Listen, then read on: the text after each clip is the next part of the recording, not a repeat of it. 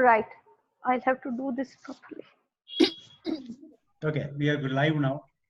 Yeah. And meeting room will, there's a waiting room, and then Right. everybody will come from the waiting room. You can see the participants on the side. And once the Right. waiting room is kind of filled up, yeah, we will start. But it has been tough. It has been bad. So,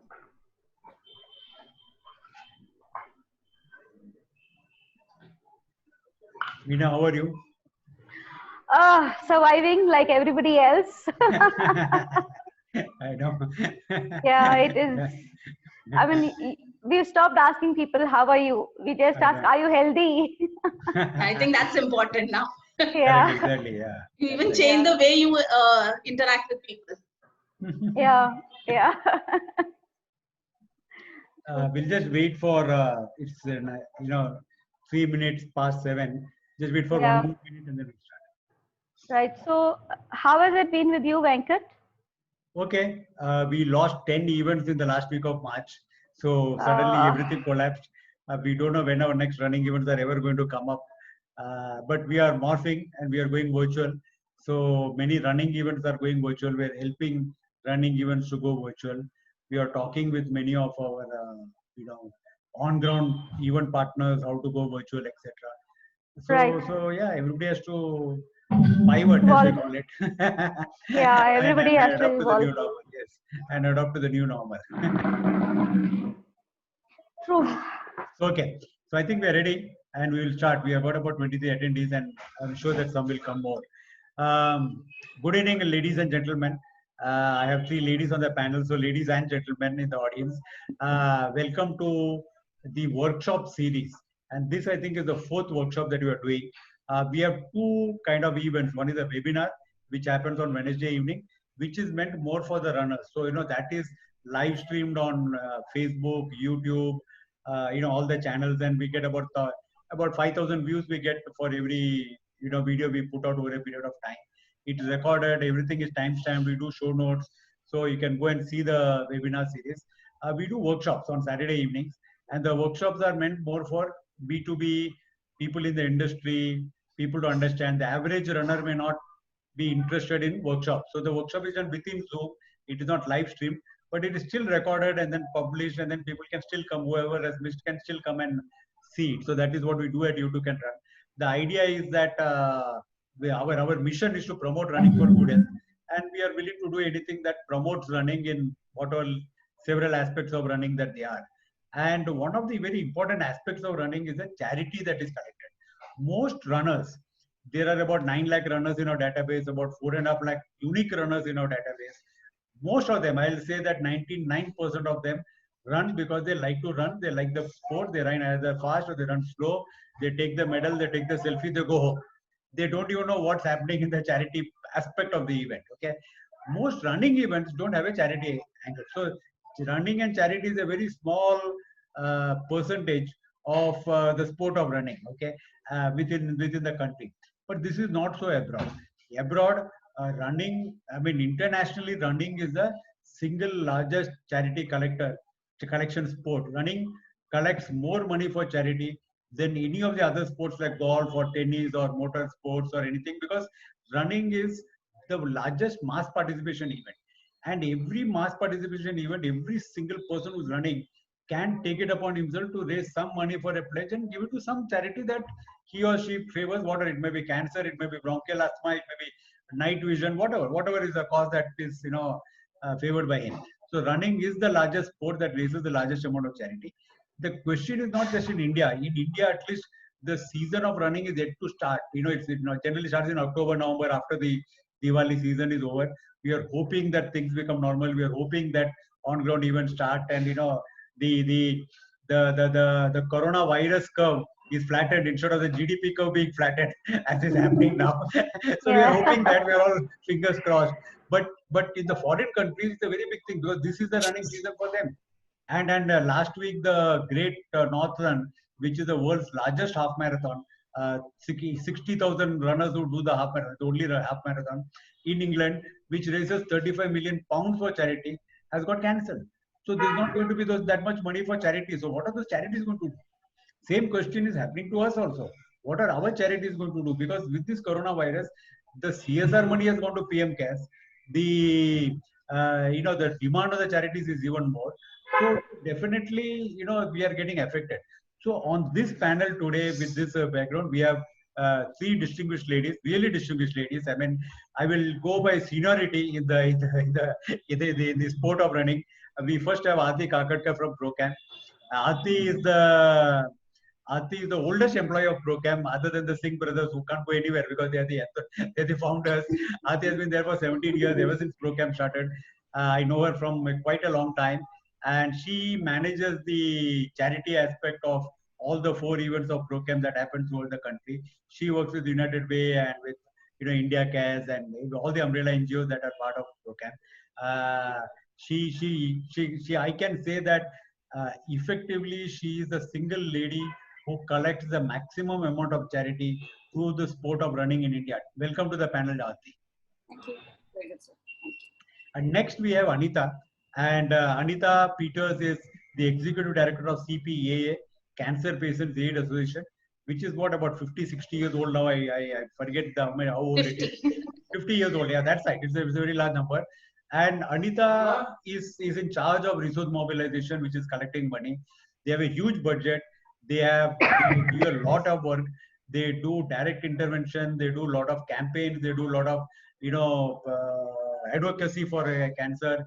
If you see any film stars telling you not to smoke, you should know that Anita was behind that guy. Okay, to get him to endorse for non-smoking. She has done many campaigns, including the non-smoking in BST buses in Bombay, and many campaigns. She has been banned Gudka, for example. So she got a huge amount of advocacy background, huge amount of fundraising background, and all for the cause of cancer, which many people say, coronavirus will have a vaccine very soon. And I tell people, cancer has not had a vaccine so far. Where will coronavirus get a vaccine? Welcome to the panel, Anita. Thank you so much. Thank you. And lastly, we have Meena. Meena is the CEO of India Cares. And Meena, India Cares is a charity partner for TCS World 10K. And Meena, through India Cares, works with about 1,300 NGOs across the nation, does the CSR partnership for about 325 corporates, and single-handedly has collected about 100 crores of charity. So we have got three eminent ladies who are at the peak of running and charities, a cusp of charities and running on this panel. Welcome to the panel. Thank you everybody for taking out your time and joining us. So Aarti, I want to give this question. First, I'll ask this question to you. Because of this COVID and this pandemic, how do you think it is affecting the charity fundraising aspect of the sport of running? Gravely.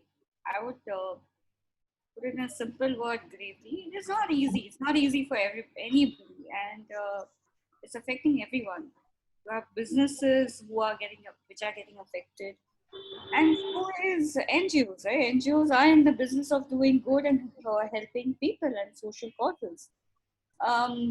They are highly dependent on monies coming in, okay, and it is affecting to a lot of extent, and we know it. Every day we get calls, every day we see it in the news. We interact quite often with, of course, with India Care keeps on giving us all their own ground feedback. We have United Way on the other side, but yes, it is not easy for them. And it just complicates matters for a whole bunch of NGOs who are not in the so-called immediate COVID relief work. Now, what do I mean by COVID relief work? It could be people working directly with healthcare in terms of giving PPEs, or maybe working with migrants. But there are people like CPA who've got most of patients to look after. There are orphanages being run. There are schools are going to open. Where is the money going to come when most of the money is getting diverted to COVID relief? Obviously, the basic sustenance of these NGOs and I'm sure is a question mark even now. I don't know the numbers as of now, but I know there are many NGOs who are on the brink of closing now. Almost something like 20% layoffs have happened across NGO sector. So it's not an easy picture, not a rosy picture at all. But yeah, this is what the situation is, and there have to be some very hard decisions to be made by every individual who are running organizations. Very hard, steps which need to be taken to hopefully overcome this situation. And I'm sure everybody is just on a wing and a prayer that this doesn't last for long. And 2020, that is not what we wanted 2020 at all to be. Right? We had started 2020 with a hope of a great promise, but things have happened, and now we have to look forward. We have to just tide over. We have to 2020 will be a year just to basically exist and pull through, and then we will see what 2021 holds for all of us. If we can survive in 2020 with our heads held high, I think that's going to be the answer for everybody, whether NGO, corporate, anyone. Thank you, Ati. Veena, what I mean, Ati was talking about the feedback that you give from the ground. What is the reality on the ground? I mean, you know the entire broad spectrum of the sector. 1,300 NGOs, 325 corporates. So tell us at a high level, what do you see, happening to the social sector because of the COVID crisis? The best thing that has happened is all of us in the sector now are thinking about we have to work with COVID, even if it is a lot of organizations working with many different causes have also had to do COVID relief within the communities they work with. A lot of them have had to stop their regular programs. Funding, of course, quite a few of them have already got calls and mails and talks happening from companies who are funding programs to say, you know what, if you're doing immediate COVID relief, we'll give you funds. Otherwise, regular program funding is not going to happen or has reduced. Luckily, very few companies have been, have said that, yes, continue with your programs. We will fund you separately for the COVID requirement. You have to understand, for an organization who is taking care of one child's after school education, because everybody knows if the child is going to government school, the child needs more input. So after school intervention is a large part of many organizations' work. Now, because the schools are closed, they can't do online, right? Because there's half the places don't have internet, they don't have mobile phones, which can have. So, and they are from families where the livelihood is lost. So they get into providing food. Now they have to take care of the whole family, not just one child. And you also have to realize whenever the child comes back to school, the child would have lost so much time. They would have taken years to get the child to that level because of the background they come from. It is a nightmare. It really is a nightmare. And like you were just talking about CPAA who is working with cancer, they will also have beneficiaries whose families now cannot even bring them to anywhere. So to the centers, if they have to be treated, if they need immediate support, these people have to travel there, and there's no way they can travel. And everything needs extra money. As it is in the sector, it is very difficult for us to work from day to day, month to month, program to program. You have companies and nobody ever believes in building the capacity of an organization, strengthening an organization. Companies can think of, okay, we will live through this year, because they'll always plan for contingencies. There is no contingency plan in 99% of organizations. There are no reserves. It is not encouraged. Why do you need money? Why do you need, you have to function in 5%. You can't say we want money for, just let us keep reserves. So can you imagine how that state is? And we have 3 lakh organizations, civil society organizations in the country registered, right? If you look at all reports, 90% of COVID relief last mile work is done by the organizations across country on ground. But still, all I mean, but individuals have come out really well. And that's one thing that has come out of running, is individuals have started connecting to a lot of causes because of running, because they can do that. So that way, I know a lot of runners in Bangalore and in Delhi who have supported the organization they ran for during COVID also. So that's really nice. That's really nice. Yes, Meena. I mean, I know that it is very difficult because not for profit, non-profits or not for profit. The demand for beneficiary and the demand for activism is so strong that whatever money you get is less, because there is a queue of people waiting to get relief. If you get double the money, you got double the queue waiting outside. Yeah, we are a large. Has got so much of relief required. Like everybody is happy to say, we are a country of 130 billion people, 130 crores. Yeah, so yeah. I know it's very difficult. Anita, I mean, you are at the front line. These ladies are more like a one step removed away. I'm not saying that they don't see the ground reality.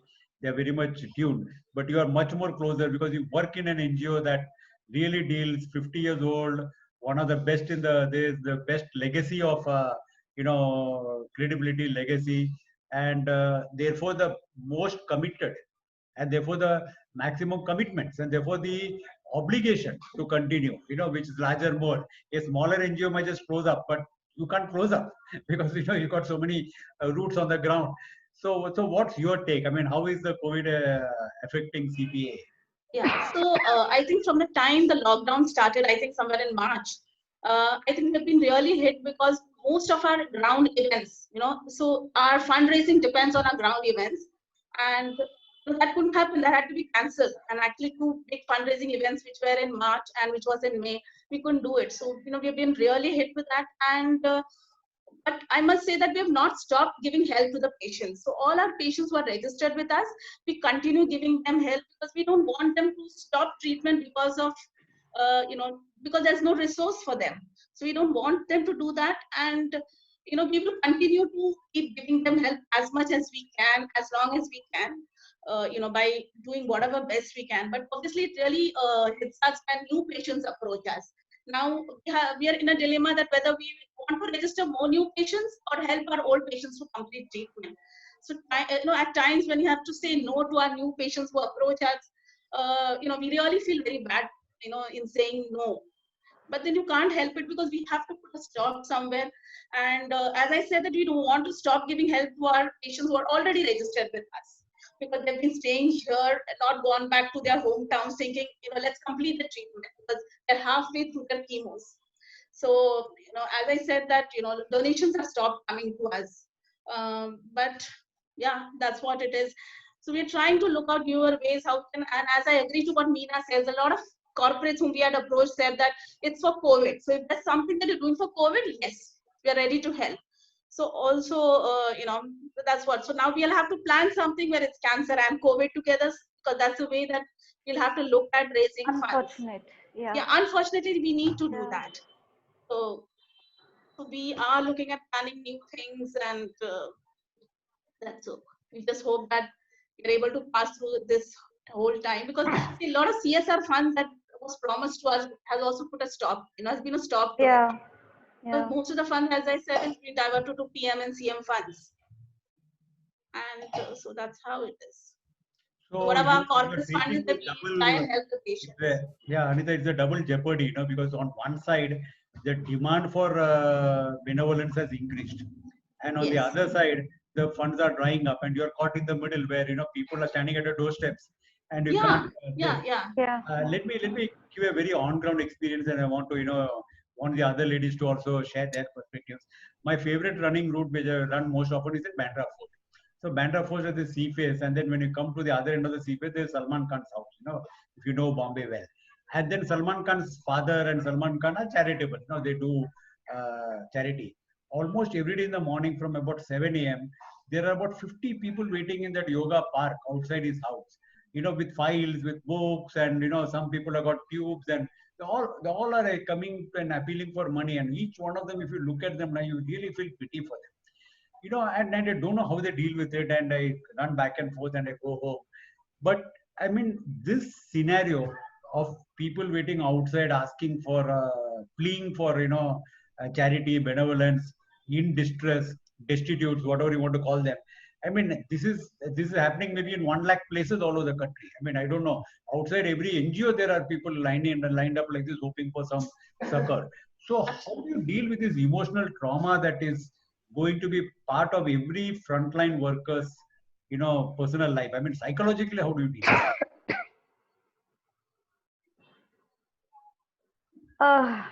Difficult. Huh? Very difficult. Yeah, it's a human issue, I mean. So, the kind of calls, because we are a support organization, the kind of calls we get is, Meena, we hardly give anything. For us, it's more of how do we survive. We can't pay salaries. We don't have program money. We have whatever we have for our regular programs. We are giving it for COVID because those families are affected by COVID. But I mean, what do you say? You don't have that. You have teachers who are paid 5,000, 6,000 rupees. You have your accounts person who is any which way is paid 10,000 rupees, right? The average salary across country, if you take the small and medium organizations, would be around 15, 20,000. In that also, they have got cuts. And then how do they survive? And you can't pay even that. So currently we are dealing with organizations wondering how do we run our program, run our organizations, look after our beneficiary, exactly like you said, all the aspects.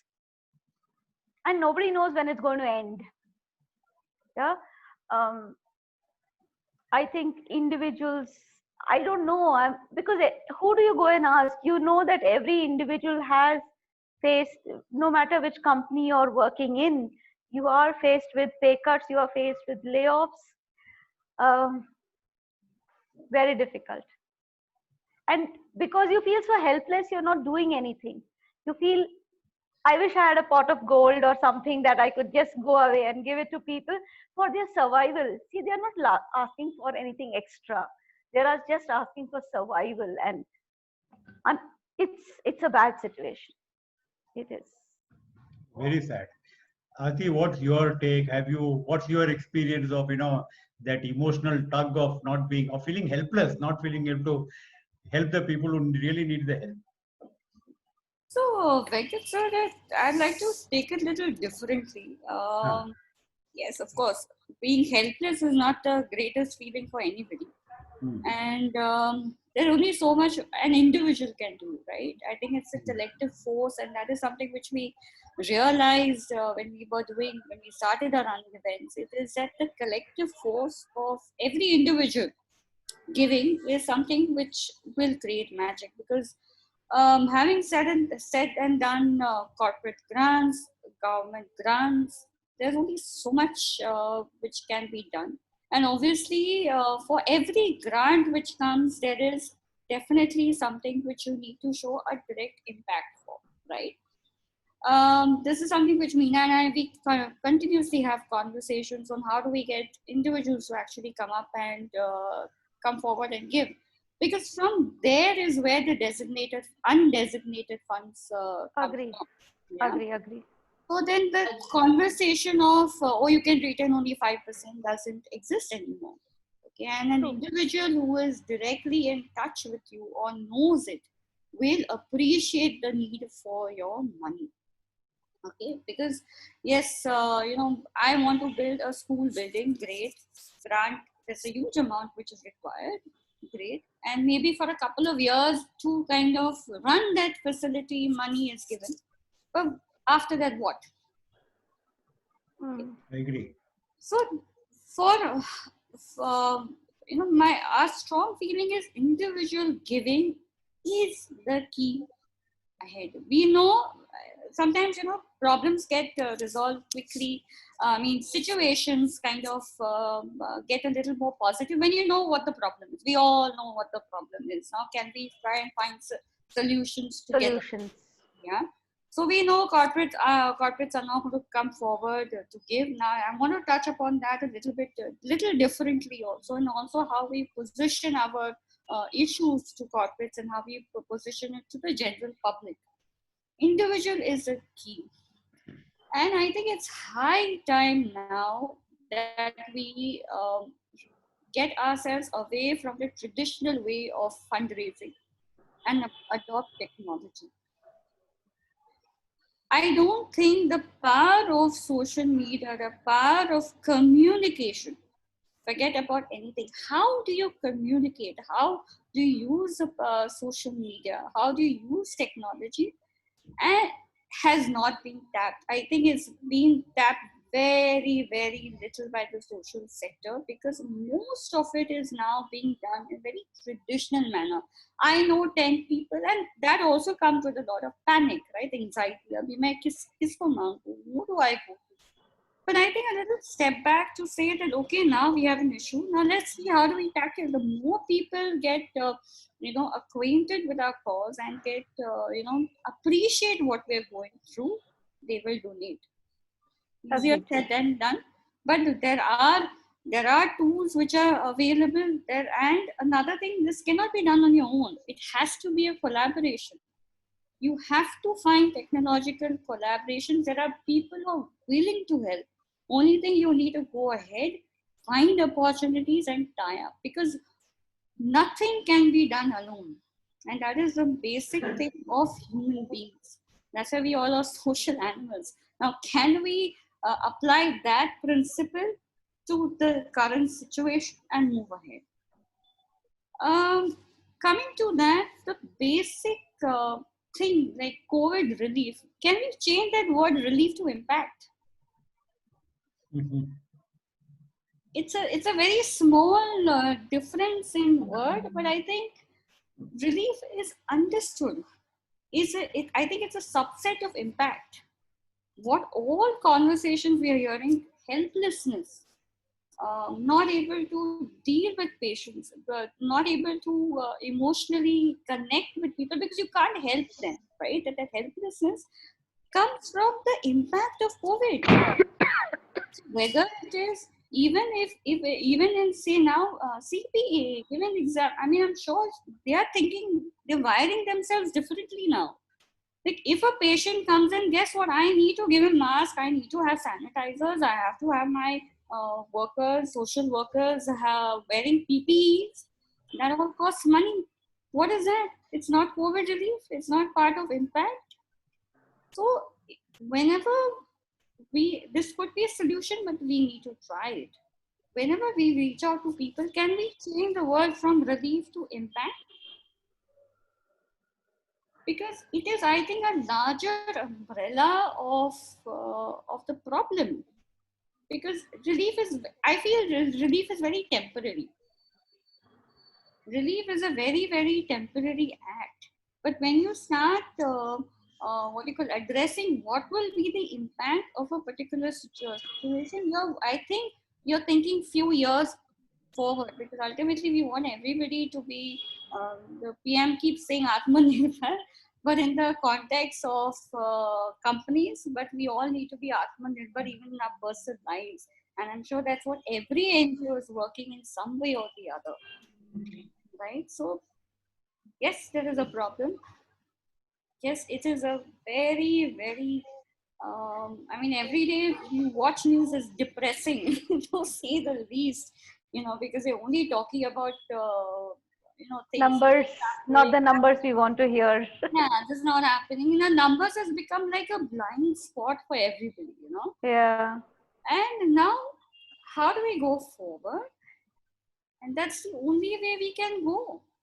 So once we know that, I think we need to have technology, we need to use it. It is not as expensive as it used to be around 10, 15 years back. Venkat sir, you know it more than anybody else. It is available to anybody.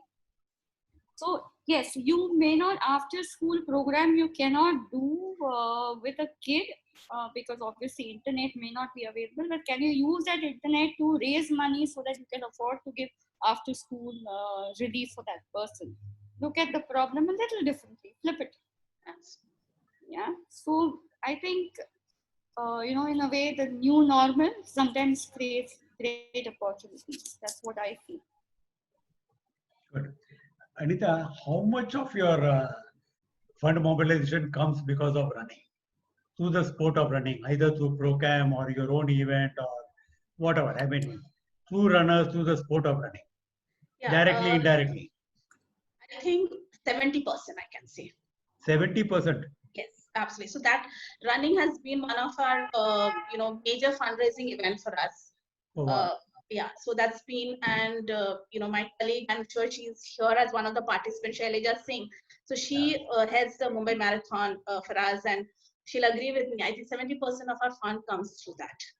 My God. So CPA if the has been one of the highest fundraising NGOs. Yeah, absolutely. So, yeah. But I would also like to add that, for CPA to sustain for 50 years, I think that's because the city of Mumbai has a very big heart. So now also what we are trying to do is, I agree to what Aarti says that, we started approaching individuals for help. And in whatever capacity they can, they're trying to help us out. And also we are trying, we know that this is a problem. We have to move ahead from here. So, it makes me really proud to say that, we tried, let's do something like online. So one of our events, which was supposed to happen in May, couldn't happen. And it was for no smoking campaign. We do a concert for 3,000 youth every year, which is also as a fundraising event for us. But we couldn't do this year. And that's when, somebody came to us and why don't you do an online concert? And just in 21 days, we put up a concert, just online. We approached celebrities and they were more than happy to support us. So everyone recorded from wherever they are and sent us a video. So it was like a 2.5-hour show that was put up and it worked for us. And believe me, even if we were not able to raise as much as we could have raised on a ground event, but we had 550,000 viewership for that. And I think it was a big number, but at least those 5 lakh people knew about what Cancer Patients Aid Association is doing. So that opened a door for us. Yes, we could do many more online events, because you can't just sit and say there's no fund coming, there's no fund. You'll have to try newer ways to raise funds. I think So time is for that now. Very good, Anita. Meena, what in your view, I mean, most of the NGOs that you work with. No, I completely agree with how what much of that Aarti money said. comes from running? Depends on various organizations. Yes, most of it is anything from 5% to 70-80%, depends on the efforts they're put in. Also, running has taken individual giving to a different level. Because individuals are going out and raising funds, undesignated funds. I think for Bangalore, Delhi, Kolkata, I can say more than 50%. In Bangalore, it's around 70%. Delhi, 60% of the funds raised. Kolkata, 50% of the funds raised is through individuals for individuals. So individual giving, even if you look at the requirement of the sector, I think just 20% comes from companies. Around 19,000 crores totally. Companies, corporates, everybody, government schemes put together, grants put together. Around 60% of funds required by NGOs across country comes from individuals, right? So that is something like is untapped. And the other thing is communication. A lot of organizations come to the platforms of the program races because they can tell people we exist, we are there, this is what we do. That platform, it used to be on ground, now it can go online. So if you say you have a database of 9 lakh runners, just imagine 9 lakh runners getting to know the organizations, the causes, by attending one session or 2 sessions or whatever event they are doing. In a way, it is, when you say let's flip it, Aarti, if there are 35,000 runners on ground in an Airtel Delhi half marathon, maybe 10,000 would notice the NGOs that are around. But if it is online, almost everybody will notice the causes that are around. So I think in some ways it builds our visibility. Like Anita said, if 5.5 lakh people have viewed that event for which is being conducted for cancer, I'm sure 50,000 will retain and will get back to them one day or the other. So yeah, we have to do things differently. We have coined something called hashtag beyond COVID. So we have started telling organizations, start thinking beyond COVID. Let's not get stuck in that rut.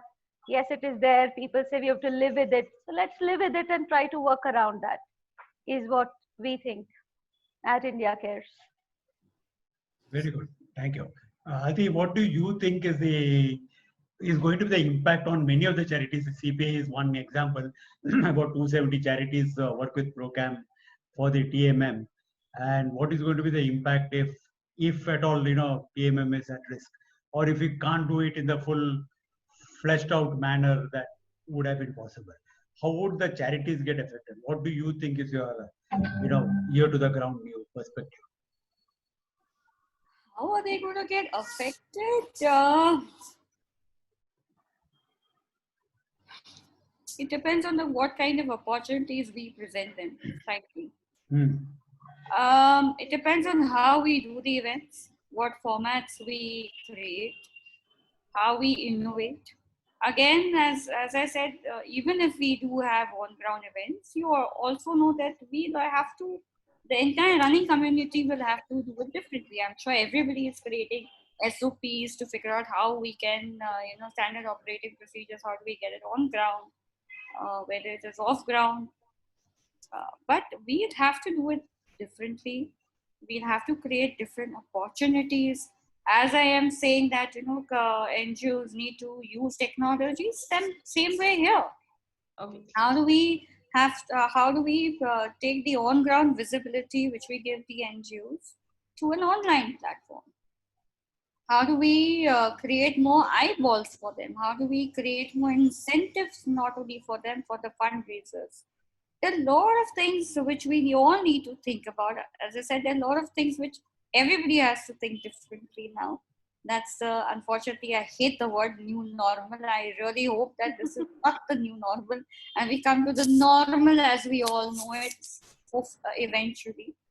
But yes, it is about innovation. It's about looking at things differently. But yes, would there be a certain amount of dip? Would there be a certain amount of casualties, as they call it?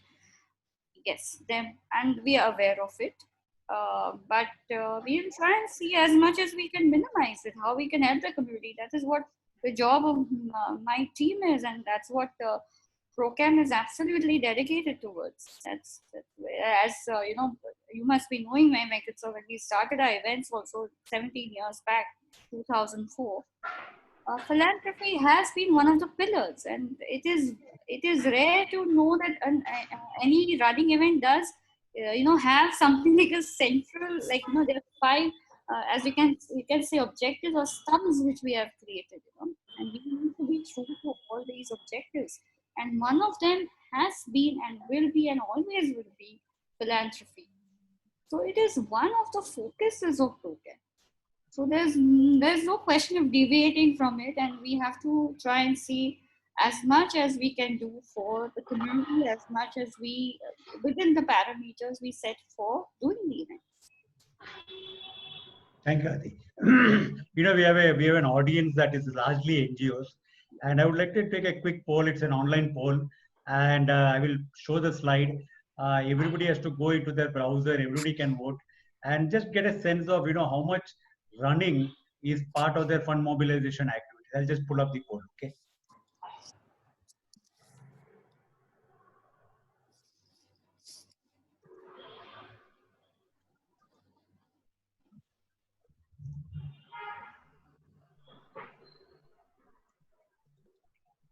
Okay.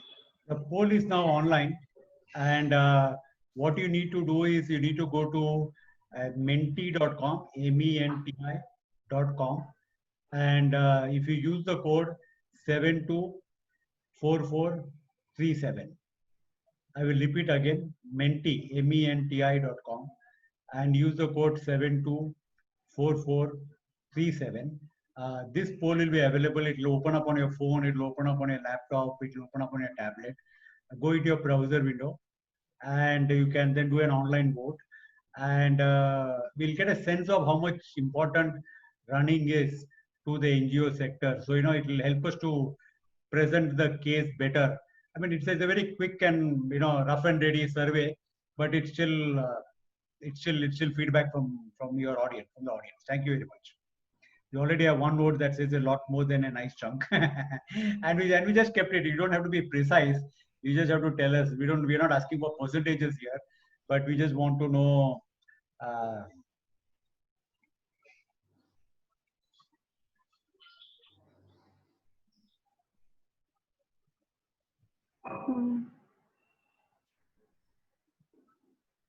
Can you repeat the number again? Yeah, the number again is 724437. The URL is menti, menti.com, Yeah. and the code is 724437.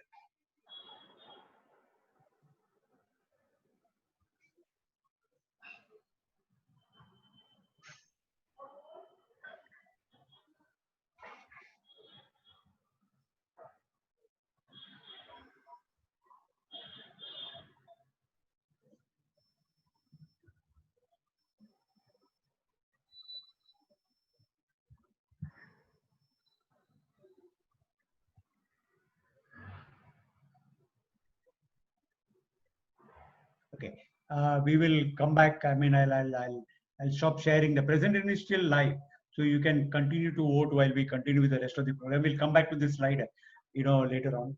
And it's still live. You can still go and vote. So whoever wants to go can go to vote menti.com and use that code. And the question really, as all of you have said, and Aarti, you don't like the word new normal, but my presentation that I'm going to pull up today, it's a very small case study in which I was myself involved. And it's a very interesting case study. Let's have something positive on the table, okay? Otherwise, it's been negative so far. We've been crying on each other's shoulders. so I thought let's end on a upbeat note.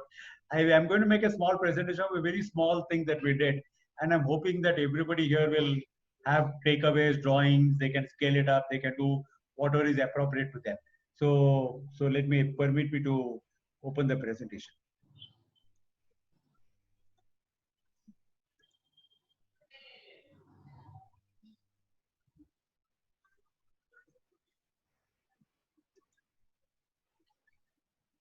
So I am what is known as a Freemason, and we are a 303-year-old organization.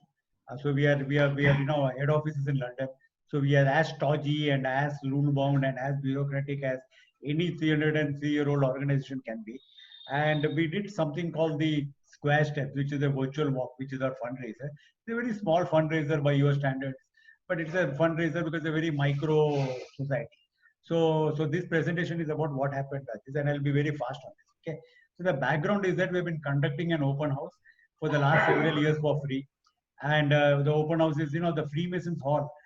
For those who know, Bombay is between Sterling Cinema and New Excelsior Cinema. It's a 123-year-old building.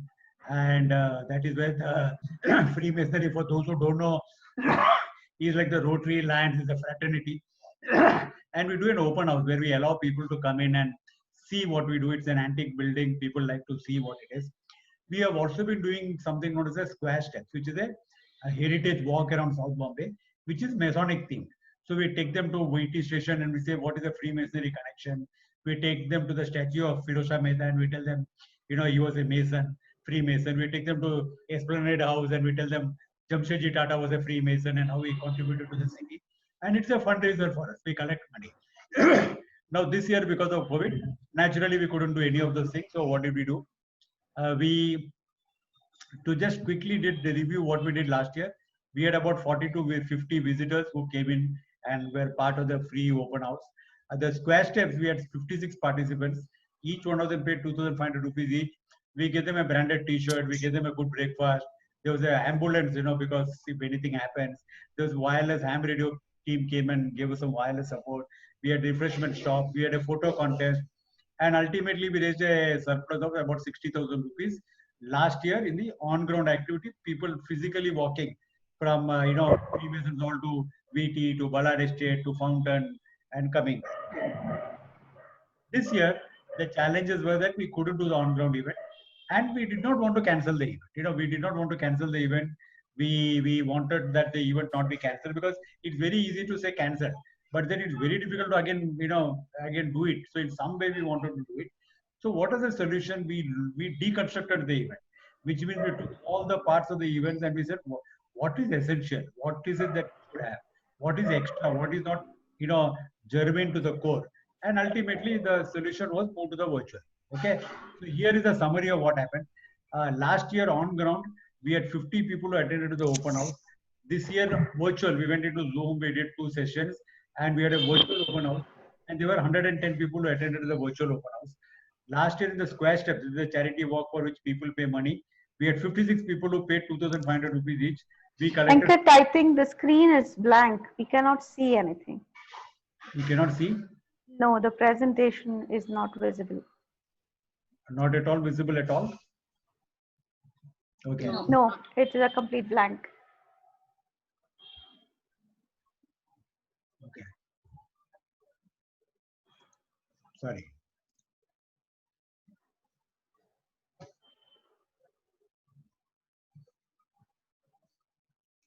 You couldn't see anything at all? No, we couldn't see anything.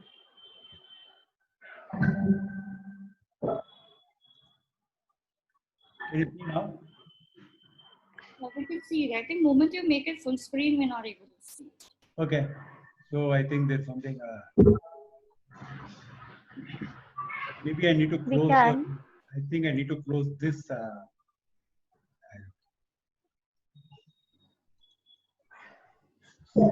Is it better now? Can you see now? No. Screen is blank. No, gone. It's blank.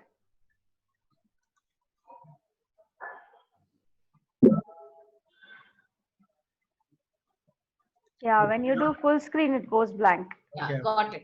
Yeah. So this was the background. Yeah. And I will not repeat the background. Okay. Conducting Square Steps is a virtual walk. Last year we had 40 to 50 visitors, 56 participants. We gave T-shirts, breakfast. We charged 2,500. We had a photo contest. We had an ambulance. All the things that would go into too many elements in the on-ground event. And we raised 60,000 rupees surplus. Then we had to cancel the event, and we deconstructed. We thought of the essentials. We went virtual, and this is what happened. This is what happened in the summary. Okay. Last year on ground, sorry Aati, I used the word new normal. so on ground. I hope it's not permanent, that's all. I know. so we had 50 participants on ground who actually physically came to the Freemasons temple outside Sterling Cinema. This year we had 110 people in Zoom room. Square Steps, we had 56 people who came, gave us 2,500 rupees each, collected 1,40,000. This year we had 112 people who gave us 1,000 rupees each, collected 1,12,000. Last year our surplus was 60,000. This year we could make a donation to the cause of 1,01,000, 1,01,000 rupees. That Sagun ka paisa 1 rupee. And last year the cause awareness this was the most important takeaway for us. The cause awareness, that is, telling people what is Freemasonry, was hyper local. Hyper local meaning, I say that people only in South Bombay are interested in heritage. I mean, there were a few people from suburbs and all that, but it's a very eclectic set that comes for events like this. But this year we had people register from Sri Lanka, people register from Bengal, people register from Malaysia, people register from USA, and they all came. They all wanted to be part of the talk. So our reach extended. So basically what happened is that by going virtual, a 300-year-old organization reached out to more people. It reached out to double the people. It collected more money. It went to international, and the headache of organizing the event was that much lesser. Okay, so that is the summary of the entire thing. What were the takeaways for us? The takeaway is that the supporters of the cause will do it anyway. Whether you make it on ground or whether you do it they are kind of emotionally attached to you, and they want to see that you don't fail. So whatever it is, you say virtual, you take a paisa leke jao. You say on ground, they'll say take it paisa leke jao. External ticketing partners are useless, and I've put it in red and I've underlined it. this year we went to an external ticketing partner who said we have 1 lakh database, we'll do this much of social media, we'll do this much, our word website has got so many hits. Out of the 112 people, only about 3 or 4 people we don't know from where they came. Otherwise, that 108 we all know from where they came and who bought them and why they paid the money. So the ticketing partners who charge us 10% are really not did not deliver at all. Very essential, and I'm sure that India Cares and Procam have told NGOs on the past, and the successful NGOs who have raised money because they should have their own fan base. And I use the term fan base in a very loose way. It's not a very appropriate term. They must have their own supporters. If they don't have supporters, if they don't have that audience, then they cannot raise money from total strangers by going virtual. Okay, and the virtual experience can be just as engaging. You can do all the things that you might do. Of course, an on-ground event can provide for many elements, but even with a virtual event, you can be engaging. So these are the takeaways for us. Quick 2 slides on the survey to see what is going to be the new way going ahead. We are conducting a survey and you too can run. We have so far got 547 participants. So one slide says that I am eager to run. This is the runners answering. I am eager to run in race events when they resume in 2021. And 78% clearly say that they want to run events. So they're all eager, and only about a very small percentage, about 9-10% say that they don't want to run, and 10% are undecided, which means that they will come back and run again. Okay, so the good news for all of us is that people are waiting for on-ground events to start, and they are willing to participate, they are willing to start running. Okay, and then the next event is that we said that if there was an on-ground event and if there was a virtual event, which would you run? So which do they prefer? So 81%, I mean almost the majority, said that they would prefer the on-ground event. Okay, the feel of I mean, we had a workshop last Saturday about virtual events. So the runner said, where is that feel going to be? Going, meeting people, clicking selfies. Where is that physical sense of on-ground event going to be? And that is something that is very important, experiential, thing for a running event. So 81% want to go back to running events, and 81% say that even if there's an on-ground event and a virtual event, I will run the on-ground event. So those are the quick 2 takeaways from what we did as a small organization for a small event, and what the runners want to do for running events. Okay, so we are back. So sorry about the presentation. I didn't know why this happened. So this being the situation, how do I know, Anita, that we are talking about CPI doing a virtual event and raising money. So this, Meena, what's your take? I mean, what are you telling your NGOs? Because the TCS is announced for November, but we still don't know. I mean, still there are question marks around that date. So how do you see you handling the situation for Delhi, Calcutta, and Bangalore? Yeah. So what we are telling organizations is whether the events happen on ground, like during the race week, which would have happened in May, we did Procam and India Cares did a virtual campaign kind of a thing, which was a learning. Again, whatever is required, if there are small running groups, if they can run within the same parks at the same time, like Delhi will have 3-4 areas where runners congregate. Managing, even maintaining, you're running in a big, do whatever it takes to raise funds for organizations. Do online events, do small get-togethers, let families together in their own homes do something. Everybody get up on your terrace and start doing something.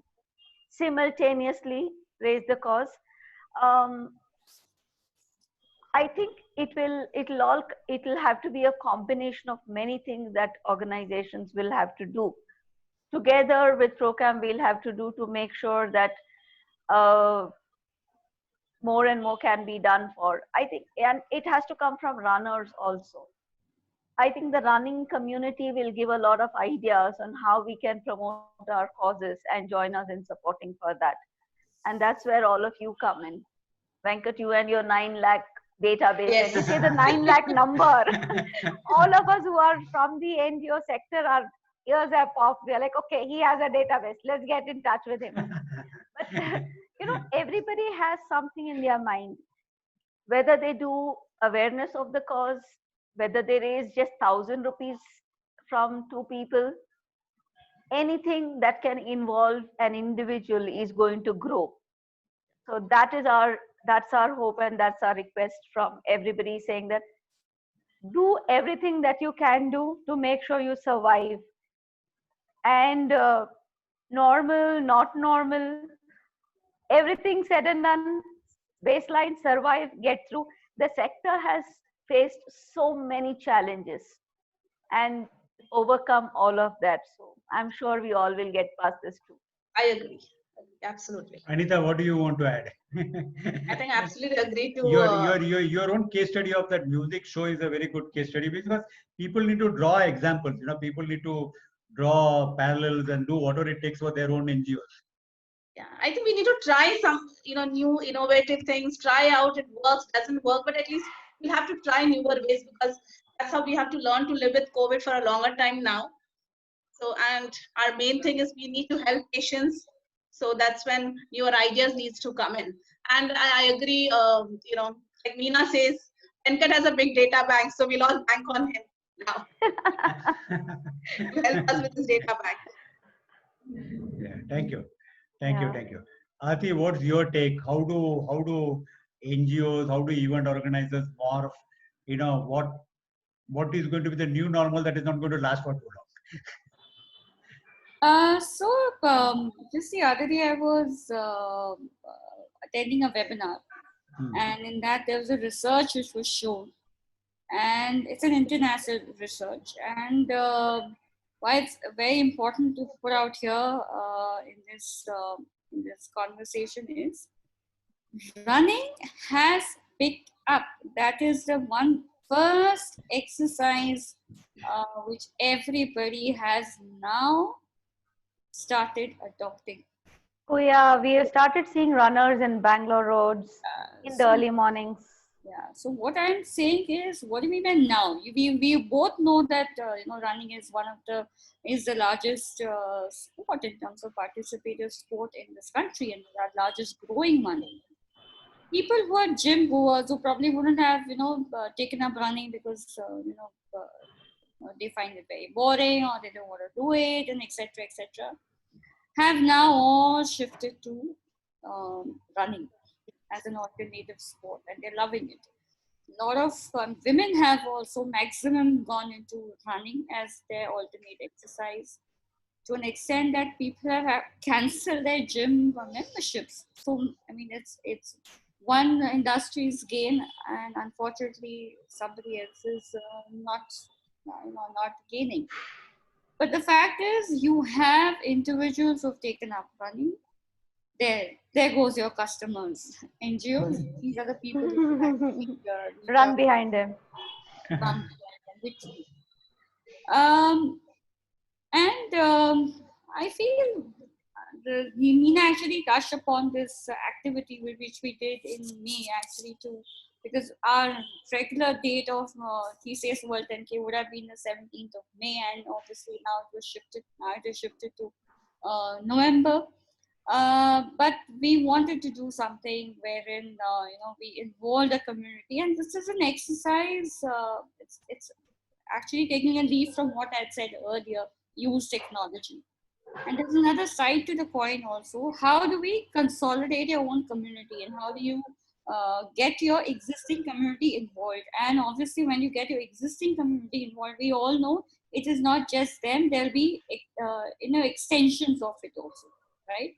So if you have a man running, a father running at home, because he's doing a certain activity, he's involved, and maybe another family member will also join it, right?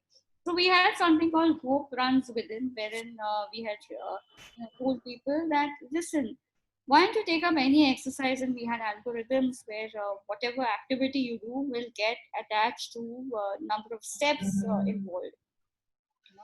And to our surprise, and obviously there was a fundraising part to it also, and there's a beautiful concept which India Cares has, which is called a wish tree.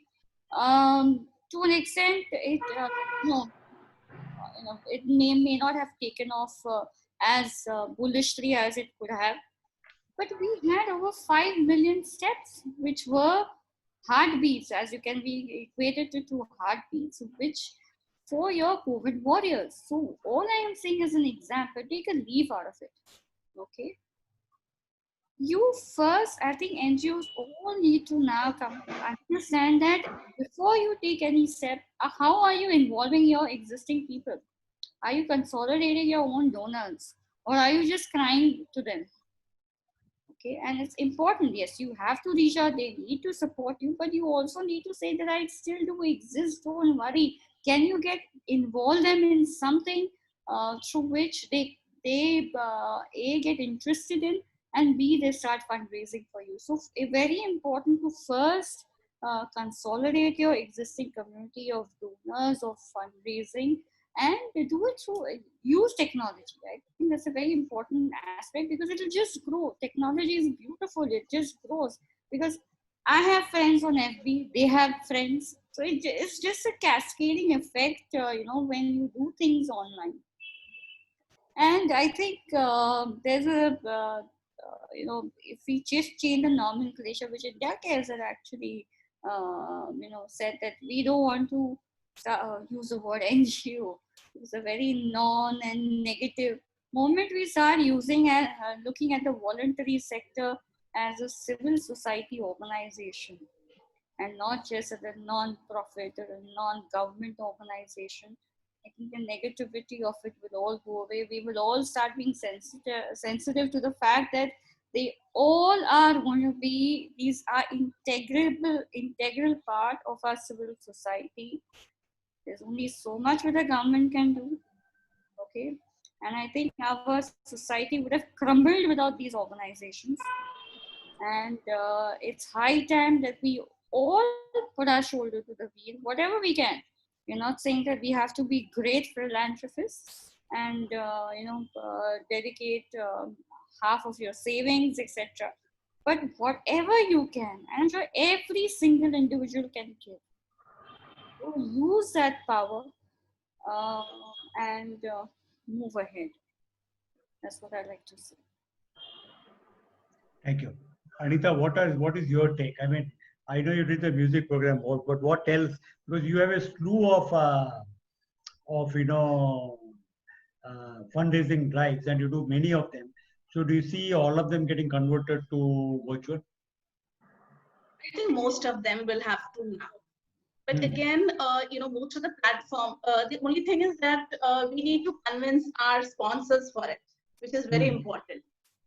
So, because the sponsors need to come on board, and that's when challenges for us to get sponsors convinced that yes, we could do this online concert. Whatever they had promised us for an X event on ground, they need to come and support us. So I think now we'll start having conversation with our sponsors and trying to get online platforms. What is the thing that they will deliver when we do things online? I think these are the things that we need to discuss and get it going. So yeah, we tried, as I said, that we did try one event which worked for us, and now we are more confident. See, for us it was like something that we've been doing, we were not even confident of ourselves, but I think now we are more confident. And although we might not raise what we raised on ground, but I think online we'll have more viewership. As Meena earlier said, these people who come and view and understand, okay, this is a charity that's doing fantastic. You never know, future they may become future supporters for the cause. So here we should, even if the amount is less that we get, I think we need to look at the people who come and watch the show. If I may just add to what Anita is saying, that irrespective of whatever amount you get, I think this is also an opportunity for you to build champions for life. Yeah, I agree. Absolutely. So I think that's the right word that you said. Yeah. I want to share two anecdotal situation before we throw the floor open for the questions. You talked about more people coming into running. So today's morning conversation with Chintu Karia, I mean, people in the world of running know Chintu Karia very well, sporting tools. And I was asking him, how is the business, etc., etc. And he said, sir, the fitness boom is so much that some things that I have not sold at all before in my life I have been able to sell. Everybody's because people couldn't go out and run, they started buying all home equipment. So I sold dumbbells, dumbbells that I had given to gyms, which had not yet used it, not yet started it because the gym is closed. I took it back from them and sold it to individuals.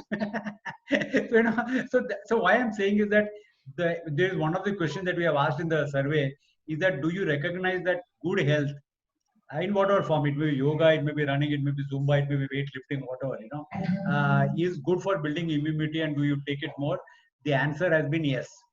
More and more people are going to start focusing on their health, and definitely a lot of people will end up running because ultimately after some time they see that everybody comes into running at the end some point, because going to the gym or doing all the other things doesn't give you that endorphin kick, that emotional, that runner's high as we call it. It's addictive, so people will come into that. So that is one anecdotal evidence that I thought I should put on the table. So people are going to become fit and people are going to come. Last week there was a webinar on by the World Athletics, IAF new name, and there was a presentation across countries, and again it came out very clearly that more and more people are going to start running and get involved in physical exercises for that presentation was a worldwide survey. So definitely two leaders. We going local and going hyper local. Just last instance is that we are doing a run. We used to do a run for a very small NGO which was about mental health and depression and suicide prevention, and that's very important cause. So we talked to them and we told them to go virtual, and some of their supporters are in the US, and while we are charging some 300-400 rupees in India, in the US we are collecting $25, which is a fees for running the event, and therefore we are able to get money from people whom we could not reach before for this NGO. So we have to sometimes think that probably this is for the good. We are shaken out of our pants and we are told to do something that we would otherwise not have done on our own. So maybe Right. we should always say, out of every chaos there is an opportunity. Is what I would want to look at. And unless you ladies have anything to say, let's go to that slide. This, and then we'll throw the floor open for the questions. So let me pull up the slide and see how the people have voted on the.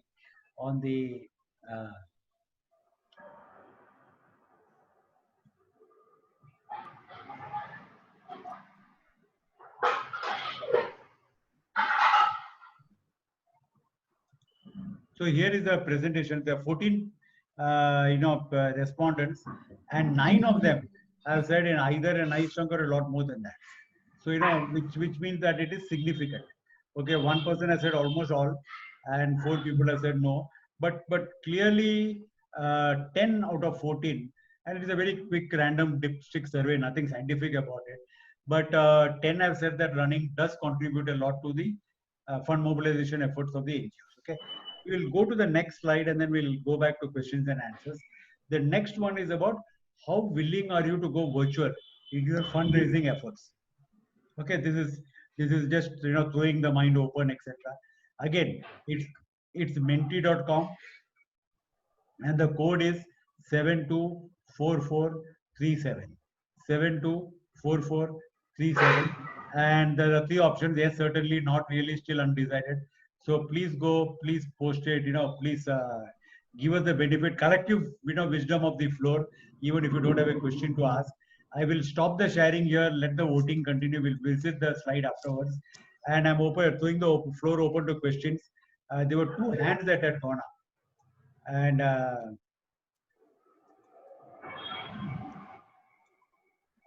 they pulled out their hands. So is there anybody who has a question? Thank you, Kevin. Kevin has chatted. Thank you, Venkat sir. It's a great initiative to set up this webinar. The entire running community and more importantly, individual runners can and must support and raise funds for a cause that is close to their hearts. Thank you very much, Kevin. Thanks a lot for being here and giving us these nice words. If there are any questions, I can see my friend Ajay Mehta here. I can see Kavin is there. So I would like to, what I would like to ask, because see, when, okay, there's somebody who has come. Okay. Prashant Patil has said year 2020 is the year of bonding, opportunity against calamities. Cause is not optional. It is time to make cause a part of your life, everybody's life. Money changes hands, but it is never deleted. So we have to reach the one who has it. What we need is various platforms to showcase our NGO. Thank you, Procam. Prashant Patil, thank you very much, and thanks a lot.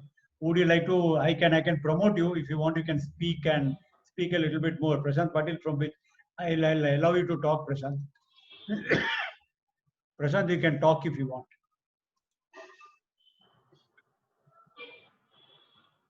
Yeah, hello. Yes, Hope you Prashant. can hear me. Yes, we can hear you. Yes, we can Okay. hear you. Yeah, so from the day one, when this thing happened in the March, I'm from basically digital agency who is helping NGO. And after joining NGO, we have fallen in love with this whole concept of cause. Online media, we have forgot the core cause of online media, that is basically connecting people. And we are connecting online media for entertainment and so many other things, and not connecting for the calamities or staying together or helping each other. So when this happened, I was very optimistic that this year online will have a great role to play for the NGOs. So as the incidents are happening, I'm seeing people coming out, helping each other. They are not going out for work because of risk. But when it comes to big, help required in the societies or this thing, they come together.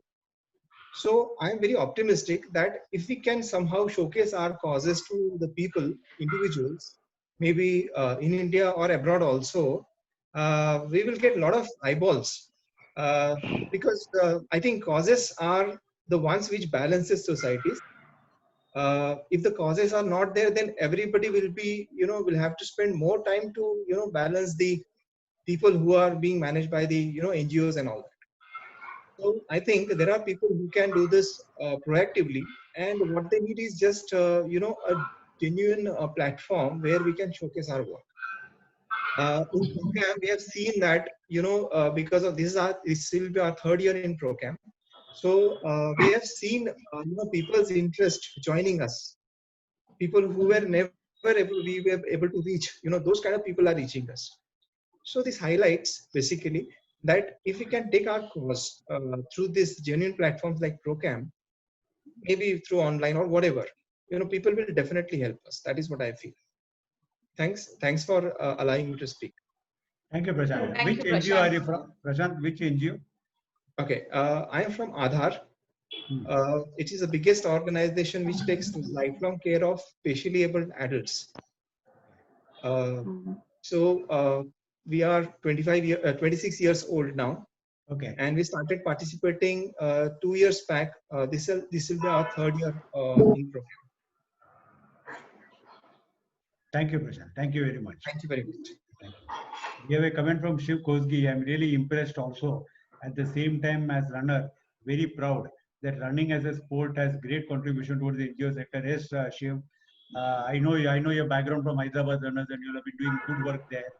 And yes, running worldwide is the single largest collector of charity, because every individual can raise 250 pounds, 100 pounds, 200 pounds, 500 pounds, whatever, small NGOs. This just to give some this, there are I think about 30,000 running events in USA, and out of these 30,000 running events, about 20 to 25,000 running events are what is known as the Park 5K run. They fall into a category called Park 5K run.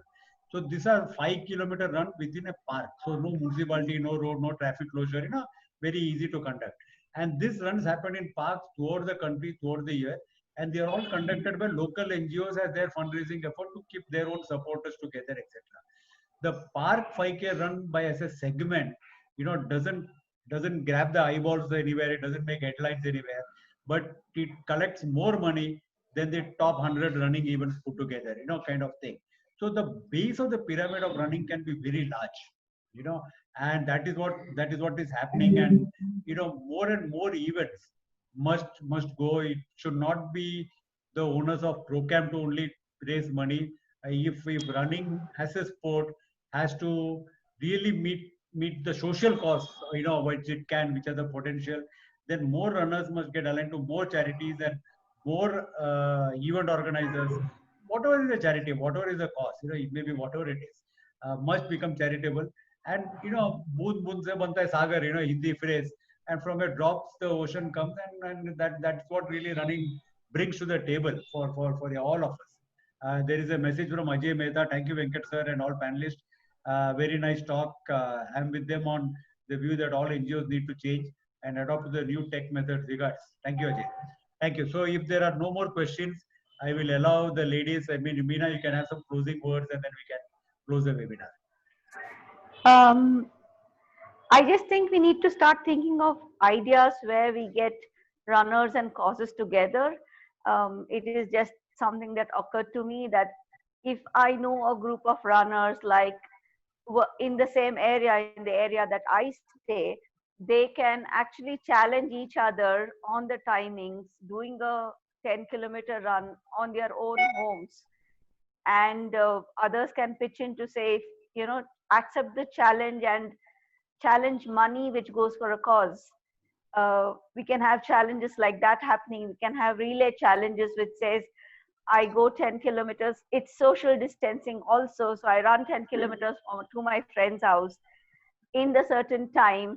And if I don't do it, my friend contributes to the cause that I want to raise funds for. So we have to start thinking of challenges where we will have to, engage more runners, make it challenging for them to know more about causes. I think let's start thinking of that as a group to get more runners engaged in causes and causes being benefited. Thank you, Meena. Thank you very much. Thanks a lot. Anita, you want to say something? I would like to thank Mr. Venkat, for putting up this whole webinar together. I think there's so much to learn from Aarti and Meena. I think, we heard them talk and there's so much to take back from this, I think. So thank you, Aarti. Thank you, Meena. And thank you, Mr. Venkat. Thanks. Thank you. Venkat. Thank you. Before this, there is a question, poll 2 results. Okay. So let us go back and see what the results are.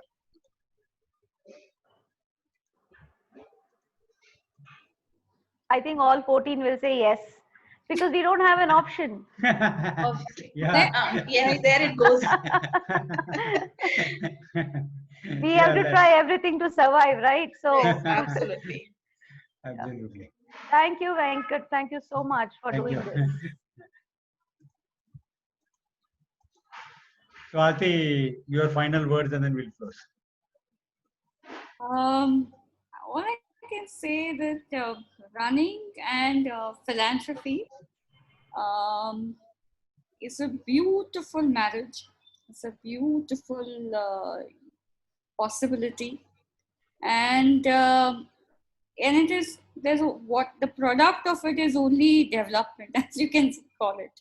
Okay, the overall development of the sector of community. We all are living in societies, and we all are social animals. And can funds be raised through running events? Your biggest testimony is London Marathon. I don't know how many people really. I'm throwing some figures over here. They have raised London Marathon together across 32 years, £1 billion. My God. For charity. 32 years. It's taken them 32 years. So there is a possibility. Here back in India, all the 4 events of ProCan, collectively across Mumbai, Delhi, Bangalore, and Kolkata, all in different varied amounts, have together raised. I mean, NGOs have raised. I wouldn't say the event has become platforms, but NGOs have together managed to raise around 442 crores. My God. And I think somewhere we've just scratched the tip of the surface. There's so much more, and there's so much more which we all can collectively do. I think this is an opportunity. I see an opportunity in this because that's how we are built. We have to look at it positively. And I think there's so much more we can collectively do. It's only the question of reach out. That's all. Correct. So thank you very much, Ati. Thank you, Anita. Thank you, Meena. Thank you for being here. Thank you for sharing your thoughts. This presentation, this entire webinar is being recorded. What my team does is that my team is part of this audience. They will make show notes, which means that they will, put timestamps. They will put external references wherever possible. If you all have any links to share that you all think must go, because we find that while there are, 30, 40 people who are there physically in this meeting, once we go live, many of them know that our events come out live and we publish them. We find that the viewership over the next many days keeps going on and on, and people sharing. We would want to share this with all the organizations, all Yes, the we civil will. society organizations across all Absolutely, yeah. races, so that they also learn. And it's very encouraging to know we are all in this together. Correct, very much. Absolutely. And that is what we not. We want to put the shoulder to the wheel. The mission of the U2 Can Run is structured as a social entrepreneurship, and we want to promote running for good health. And good health means the health of everybody in the sector. NGOs are a very essential component of the running sector, and that is why we do webinars like this. This webinar will go live. It will be show stamped. If you have any links to studies or you want to put any external references, please give them to us. My team will put all the hyperlinks, all that. It will be timestamped. So, if somebody wants to see what Aarti responded to the question, they can just jump to that part of the video. So we do a little bit of all that stuff. This presentations will go up along with that. So the idea is that more and more people can this. I want to just leave on the last thought for everybody is that why is running so much? Why does it give so much for charity? Why not cricket? Why not football? Why not motor car racing? Two important reasons. The first is running is a participation sport. It is not a spectator sport. So when there is a participation of you yourself coming and running, there is a greater engagement of you with the sport. Whereas in cricket, you're sitting at home and watching it in a stadium, and you're on the phone and you're drinking some beer or whatever you're drinking, kind of thing. It's not as engaging.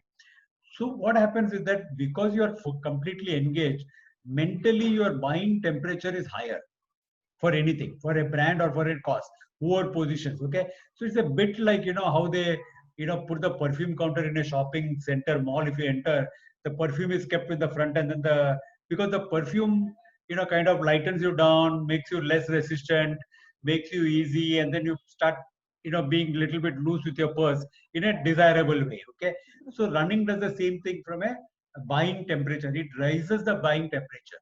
Either it can be a brand or it can be an NGO, whatever is the brand that comes in front of it. So that is why running, is instrumental in raising so much money. And NGOs have to learn this.